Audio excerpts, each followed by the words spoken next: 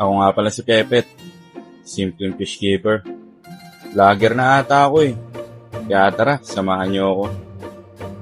Guys, pupunta tayo sa Pasay, sa may Seascape Manila. May actual balloon molly show doon. Tara, samahan niyo ako.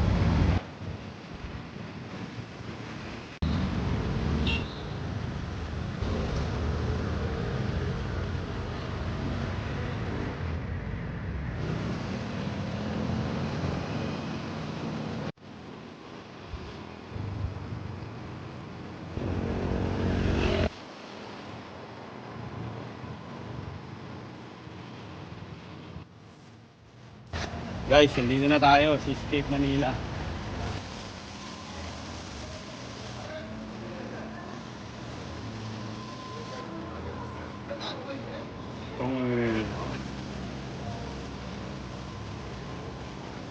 Guys, pakita ko sa inyo yung entry ko.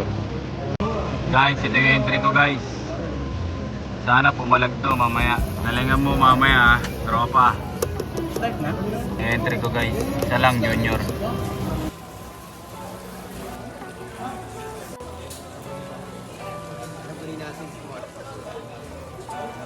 Yon, magandang tanghali. Nandito tayo sa Seascape Manila. Interviewin natin yung isa sa mga veterano sa balloon molly. Sir, anong pangalan nila, sir? Sam Caban. Sir, meron ba tayong entry ngayon? Wala ko entry, wala. Anong papel natin ngayon dito? Gala lang, gala. Yun, no? Maraming nagtatanong sa mga tropa natin. Malakas ba yung balloon molly ngayon sa Pilipinas? Oo, sobrang lakas. Magkano ang estimate mo lang na kitaan dito sa balloon molly sa isang buwan? Ano lang, 6 digit. Ay, 6 digit daw guys. Grabe. Isa na lang na tanong, tips naman kung kung paano mag-room ng molly kasi marami nagtatanong sa atin eh. Ano lang, more protein. Yun lang. More protein. Oo. Sa water quality, kailangan ba 'yon? Oo. Kailangan din yung water quality. Okay. Oo. Salamat, Sir Sam Caban. May Facebook ka ba? Meron Page? sa Sam Caban Lanaria. Yun Ayun, lang. sige, ilalagay natin dyan yung Facebook page ni Sir Sam. Grabe. Sige guys. Guys, nandito pa rin tayo sa Seascape Manila sa Balloon Molly Show ni Sir Gerald Prodon at Sir Andrew. Andito ang isa nating tropa, si Sir. Tira Benta Lines. Yon, si Sir Tira Benta Lines. Main branch. Sir, saan yung origin natin, sir? Saan tayo nakilala? Negros Occidental. Isa tayo sa mga nag-aalaga ng balloon molly. Yon, ayos. Maraming nagtatanong sa mga natin, mga followers natin. Paano daw ba mabilis dumami yung balloon molly? Wag mo ibenta para mabilis dumami.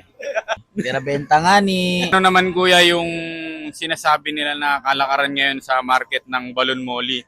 Marami nagsasabi na mahina na raw ang balloon molly dito sa Pilipinas. Masasabi ko, hindi po totoo yan kasi sa ngayon grabe yung market kasi madaming gustong pumasok na mga bansa. Lalo-lalo na ngayon yung China at saka Japan yun, sumasali na rin. Ngayon, hanggang ngayon, patok pa naman sa Thailand at Vietnam yung one. Dapat, yung presyo, alam mo rin, para hindi sila masyado mamahalan. Pero yung market ngayon, hype na hype pa rin yung molly. Lalo na sunod-sunod yung show natin. Kaya sa mga kwan dyan, mga baguhan, tiwala lang, makakahabol pa tayo. Madami pa to, tatagal pa yung balloon molly. Bali ngayon, Kuya Redney, kamusta naman yung bentahan dito sa Seascape Manila? Okay naman. At least marami tayong mga paninda dyan. Ayan, mga binibenta natin. Ito, tulad na lang nito. Tulad nito, ganito. Yung mga marble natin, may mga quality tayo dito. Ayan. Pukinigart. Ayan, redhead natin. Ito, dito tayo nagkilala. King of Kupal daw. King of Kupal. So, wala, mahina lang yung bintahan ngayon. Halimbawa, Kuya Redney. At least nakakabenta pa rin. Ay, butik. Konti, at least nakakabenta pa rin. Ayun, no? Grabe naman yan, Kuya Redney. Yun lang. Halimbawa, itong isang isda na to, itong nag-iisang isda na to guys, magkano ba to? Kuya Redney. Tira-benta lang yan. Pwede na yan sa 5K. Grabe, ito palang nag-iisang isda na to, 5K na. Tignan nyo naman. Ganito yung mga sinasali sa show guys. Oh, isang isda lang, 5K na no? Grabe. Kayang manalo pag kaibigan mo yung judge. Joke lang, joke. Meron ka bang Facebook or ipapa-shoutout? Shout out pala dyan. Baka gusto nyo, Pepet Lines, Matic. Quality yung mga red natin. Nanganak ng tancho. Yun.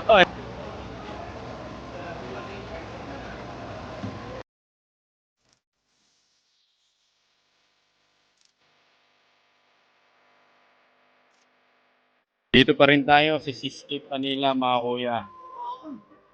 Grabe, ang daming tao. Nag-start na yung judging ngayon guys. Siguro inuuna nila yung mga open.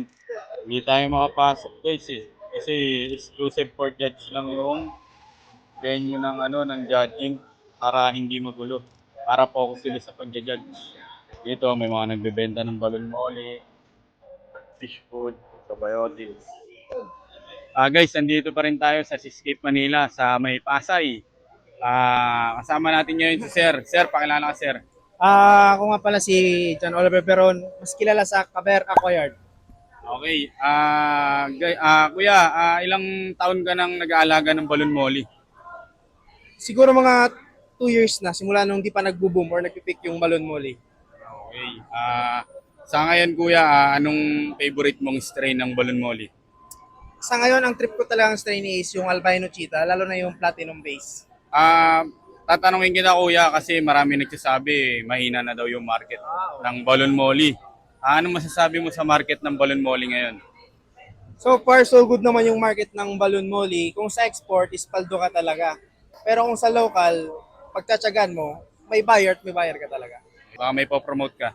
Oo nga pala. Maingay din pala tayo sa Facebook tsaka sa TikTok. Itong page na to ang gamit natin. Ayan, Pakita mo. Caber Aquayard. Yun, Gaber. Yun. Okay, salamat sir. Salamat. Sir, ano pangalan nila? Kenneth Soriano, also known as Gat Molly Aquayard. Ayun. Sir, gaano katagal ka nang nag-aalaga ng balon molly? Actually, ano ko pa lang, baguhan pa lang ako, magwa 1 year pa lang ako sa May. Or 1 year na, may 1 year. 1 year na, Oo, okay. Sa ngayon sir, ano ang paboritong strain mo ng balon molly? Siyempre, Pika. Pika. Yun, Pikachu. Sir, marami kasi nagtatanong na mahina na daw ang market ng balon molly. Ano masasabi mo doon? Ano masasabi mo sir sa market ng balon molly ngayon? Para sa akin, ano naman yan eh. Kung kilala mo yung target market mo, so hindi mo maiisip na mahina yung balon molly. So nasa ano lang yan, pagbebenta nyo lang, diskarte lang, diskarte. Anong masasabi natin sa mga newbie na gustong mag-alaga din ng balon molly? O anong mapapayo natin? Ayun, para sa mga newbie dyan, enjoyin nyo lang yung hobby natin. Yun. Saan nga pala yung lugar mo sir? Para kung sakaling may gustong mag-PM sa'yo, bumili. Madali ka nilang maano. Saan ba kayo sir? Ayun, sa mga kalugar ko, located ako sa Nueva Ecija or San Jose City. So, PM nyo lang ako guys.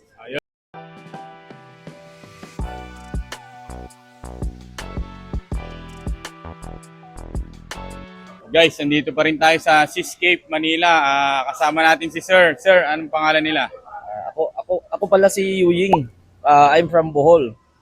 Marami nagtatanong, gaano katagal na sila nag-alaga ng balon molly? Since kailan? Tagal na sir.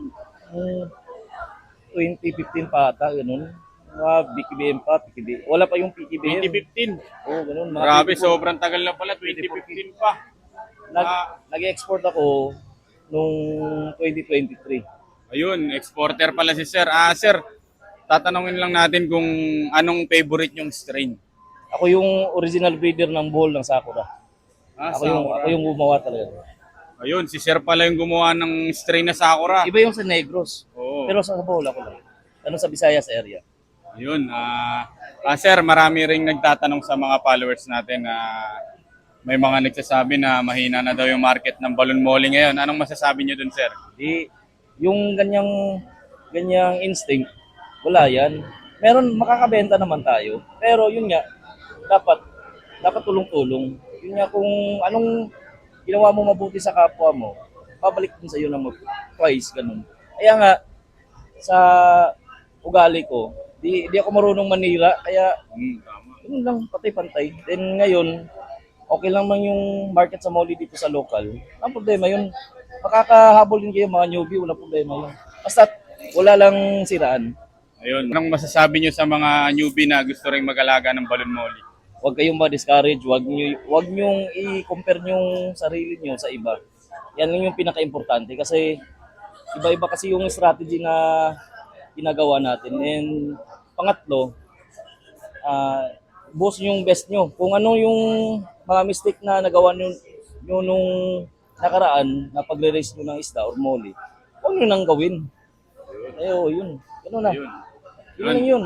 Salamat sir. Salamat sa pagpapa-unlock. Thank Shout you. out Thank you. to Pepet Molly. The best. Sir, sino sila? Hey guys, ako pala si Renz. Renz Molis. Makikita nyo sa Facebook. Yun. Sir, taga-san sila sir? Dati po guys, taga Negros Occidental po ako. Ngayon, namove po ako sa Tarlac. Dahil si Mrs. ko taga dito. Ayun. Sir, gaano katagal na sila nag-aalaga ng balon molly? Since started, 2021. Pagkakalam ko, November. November 2021. Oh Grabe. guys, medyo may katagalan na din. Sa ngayon, anong paboritong strain natin ng balon molly? Para sa akin, lahat naman, paborito ko kasi hobbyist ako eh. Yun. Kumbaga, wala akong pinipili. As long anong meron ako, kinikip ko. Tapos, ayun, binibenta. Inaalagaan ko talaga kung anong strain na meron ako. Sir, bali-balita ako, ikaw daw yung gumawa ng strain ng balon molly. Anong strain ba yung ginawa mo, sir? Yung sariling gawa mo talaga? Dati nakagawa ko, sir, pagkakaalam ko, 2022, Electric Blue. Na una kong signature line, tapos yung black na high dorsal, na parang kauli siya. Then, 2023, Super Gold. Super Gold, guys, na nagawa ko yun. Sarili kong gawa yun, guys. Tapos, same sila ng Green Hook. Nagawa ko rin yan, guys. Pero ngayon kasi, nilet go natin yun. Dahil sa list space tayo. Ayun. Grabe, ang dami palang nagawa ng strain ni sir. Kumbaga, siya yung origin ng strain na yun. Sir, anong masasabi natin sa market ngayon ng balon molly? Guys, sa market ngayon, okay lang naman na moving pa rin naman yung market ngayon. Talagang yung mga baguhan, tsaka yung mga taga-ibang bansa, talagang shoe type talaga hinahanap sa ngayon. Show, no? Mga pang show talaga kasi more on competition na tayo. Dito sa Pilipinas, lalo buwan-buwan yung show dito. Tapos sa ibang bansa, madami ding show. Kaya more on ngayon sa market. Kahit sabihin nilang humina yung exportation, guys, hindi. Kahit mahina, yung bintahan malaki pa din dahil sa mga shoe type na binibili dito sa Pilipinas. Yun, grabe. Isa na lang sir, last, anong mapapayo mo sa mga newbie na gusto ring mag-alaga ng balon molly? Guys, mag-start kayo na hobby. Huwag niyong isipin muna yung business kasi pag business, pag nalugi ka guys, mali-discourage ka agad. Kaya ang pinakamaganda, from start, mag-keep, mag-hobby, mahalin mo yan guys. Kasi pag wala kang pagmamahal doon, mabilis kang mainip.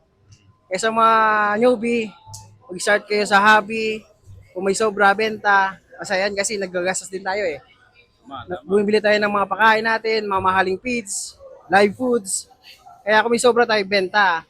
Pero kung gusto mo i-keep, no problem yun. Kasi hobby tayo eh, di ba? Guys, sa mga baguhan yan, patuloy lang kayo. Dapat masaya kayo sa hobby nyo sa ginagawa nyo. Yun. Thank you guys, si Sir Renz Molly. Follow nyo sa TikTok, at Facebook, si Sir Renz Molly.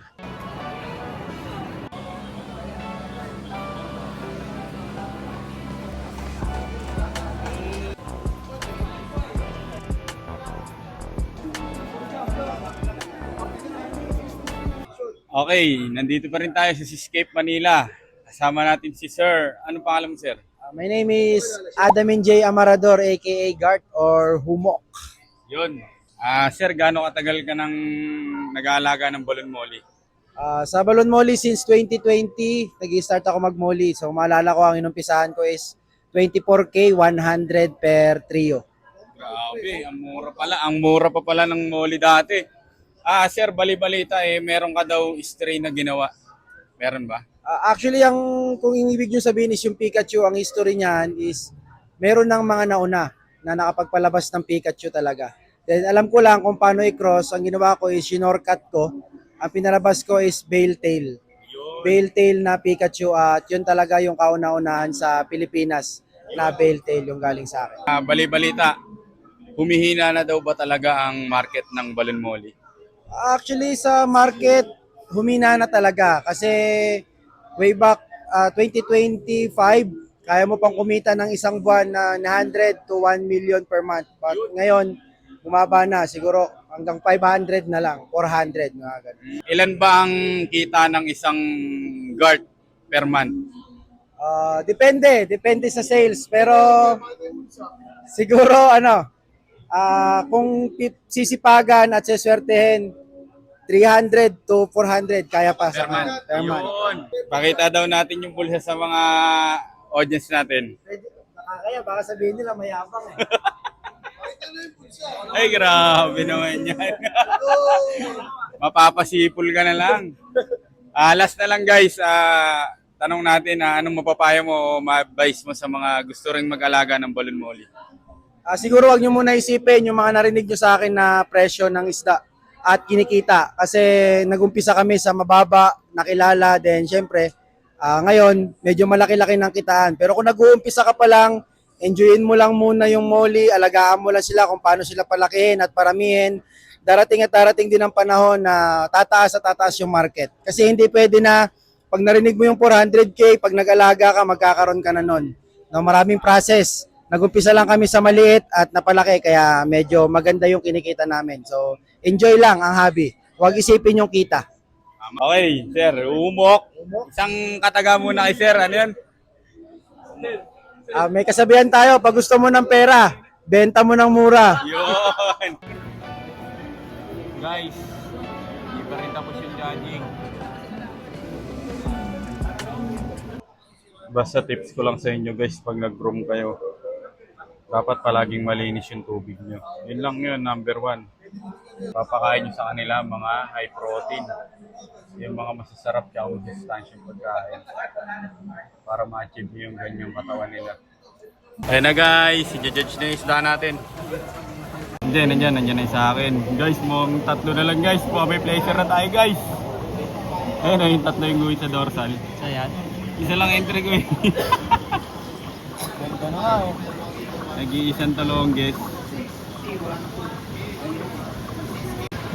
Ayos na guys, tumagos. Na guys, second place tayo. Hindi na masama. Yon guys, nakalusot yung isa nating entry. Yung junior na lyre-tail. Kahit pa paano, nagka-placer siya. Ito. Yan. Nag-iisang entry natin guys. Kahit pa paano, may nakuha. Pwede na. Hindi na masama. Pa-interview naman kuya. Ano po ba ito? Wait lang kuya. Ano po pangalan nila? Ako nga pala si Russell Revilla, Laking Tondo. Ano pong inaalagaan yung isda ngayon? Sabi ni Gert, flower horn daw, pero hindi ako yun. Balon molly lang. Balon molly. Marami nagsasabi, mahina na daw ba talaga ang market ng balon molly? Hindi ko alam, hindi kasi ako nagbebenta eh. Wala pa akong benta ko, hindi pa lang yung benta ko eh. Ano mapapayo mo naman sir sa mga newbie na gustong mag-alaga ng balon molly? Dapat talagang lagi ka lang masaya, enjoy mo lang yung pagmamoli. Ayan, nakatuto kasi ako sa pag-show. Kaso ngayon, yung mga panglaro kasi wala eh. Talagang nadedo yung iba, tapos yung iba binili. Okay. Molly or flower horn? Molly tayo, hindi ako yun. Loko-loko yung si Gart eh. Baka naman oh. Kanino kayang isda yan oh. Madidedo na. Uy. Marami pa rin. Dito pa rin yung mga tropa natin. Nag second place yung isda natin. Grabe. Kahit ilan yung kalaban niya, nakapag second place tayo. Yan o, solid, di ba? Grabe. Hindi ko akalain guys, nag-iisang entry lang. Nakakuha pa ng placer. Hindi na masama guys, tumagos yung isda natin. Hey!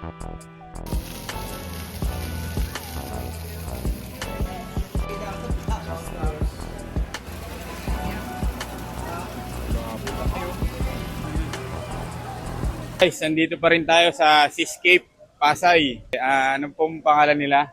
Hello po, ako po si Gizmo Aquatics. Gaano katagal na kayo nag-aalaga ng balon molly? Ano, sa Molly, siguro 1 year pa lang. 1 year 1 pa year lang. pa lang. 1 year pa lang. 1 year pa lang tayo. Bali, ngayon, ano pong paborito nyong string ngayon? Opo, ang hirap. Sa ngayon, ano ba ng lahat? Favorite, pinaka-favorite. Try ko. Try ko. Try ko. Okay, try ko. Sa ngayon, maraming nagsasabi na mahina na daw yung market ng balon molly. Anong say mo dun? Hindi, parang para sa akin, parang hindi pa rin. Kasi sa export, malakas pa rin naman eh. Tapos sa local din, malakas pa rin tayo. Molly Malakas pa talaga. rin, okay. Anong masasabi mo sa mga viewers natin na gusto ring mag-alaga, sa mga newbie na gusto ring mag-alaga ng balon molly? Ano, siguro pag invest kayo sa magandang mats, syempre sa breeding, para hindi din sayang yung time. Tapos, ayun, tuloy lang sa mag-alaga. Ayun. Last na lang, tips daw sa pag-groom, paano? Kasi naalaman nila na sumasali ka rin sa mga show. Ano ba yung mga mahalagang tips para sa pag-groom? Ano, unang-una, magandang water quality, syempre. Sunod, magandang pakain. And consistent dapat sa pag-groom din. Ayun, okay. Sige, thank you po. Meron pa po kayong papa-shoutout or di ba may Facebook po kayo? Ayan, sa mga hindi pa naka-follow sa akin, ako po si Gizmo Aquatics yan. Follow nyo. Ayun, sige, thank you po, ate.